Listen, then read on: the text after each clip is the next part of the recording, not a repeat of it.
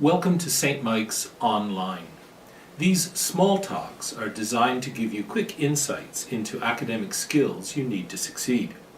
My name is Steve Hoselton, and this small talk is about the semicolon. You know, as a child, I always loved koalas. Trouble was, I'd never actually seen one. I had no idea what kind of animal they were, except that from a distance they looked cute.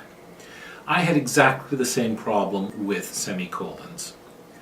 I liked the look of them, but I had no idea how to use them. We're going to fix that in case you feel the same way that I did. The semicolon actually has two very specific purposes, and I'll describe them both to you. The first is to connect two independent clauses.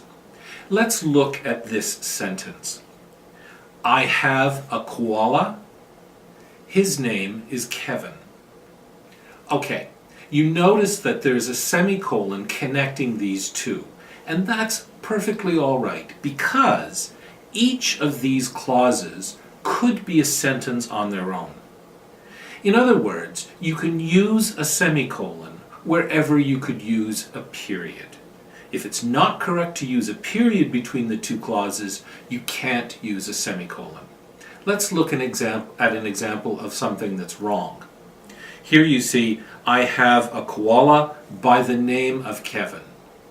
While I have a koala could stand as an independent sentence, by the name of Kevin couldn't, and therefore you cannot put a semicolon there.